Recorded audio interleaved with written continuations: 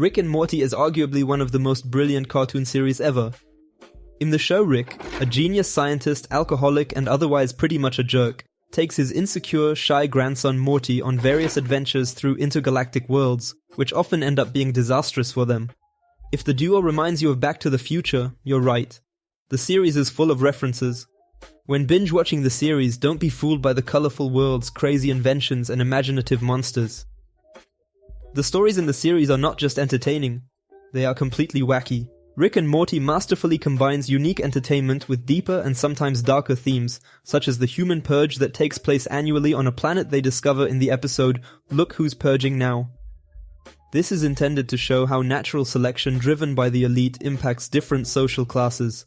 By the way, Wisecrack made a fascinating video on this topic. Check out the link in the description. Other themes that are present in almost every episode and delve even deeper address concrete existential crises, which involve questioning the meaning of life and one's place in the world.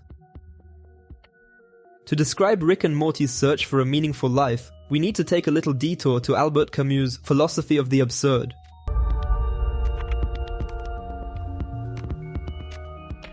Albert Camus, alongside Jean-Paul Sartre, is a central figure in French existentialism. This philosophy posits that the world is fundamentally without meaning and only gains significance through human existence. Albert Camus' philosophy of the absurd delves even deeper by addressing the conflict between the human inclination to search for meaning and explanation in life and the inherent inability of humans to find any intrinsic meaning in the world. And he illustrates this absolute meaninglessness of human existence with Sisyphus, a character from Greek mythology who was condemned to the futile task of pushing a massive boulder up a mountain, only to let it roll back down and push it up again, over and over, until he dies. And according to Albert Camus, there are 3 ways to respond to the absurd. There are 3 ways to respond to the absurd according to Camus: ending one's life, believing in something supernatural like religion, or accepting the absurd. Camus believes that the only way to live a truly fulfilling life is by accepting the absurd and embracing the pure meaninglessness of one's existence. And this is where Rick comes into the picture as he embodies the philosophy of the absurd. He is completely aware of the futility of his existence, frequently denies the existence of God in front of his grandchildren, drinks excessively, and creates utterly pointless inventions like a robot designed solely to pass butter. What is my purpose? To pass butter. Oh my god. Yeah, welcome to the club, pal. Throughout the series, Morty starts to adopt his grandfather's perspective, who frequently takes him out of his utterly pointless school to embark on adventures. Eventually, Morty concludes, nobody exists on purpose, nobody belongs anywhere. Everybody is going to die.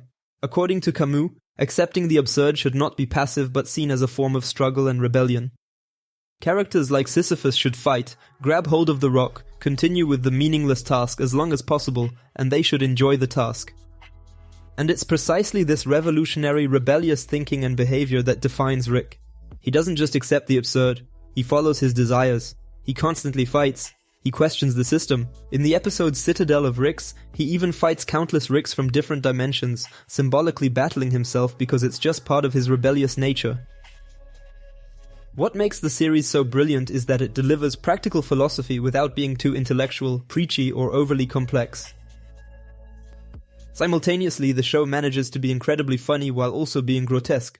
The creators of the series, Justin Roiland and Dan Harmon, illustrate the problems of life and offer ways to deal with them, but they do so without delivering a long-winded message.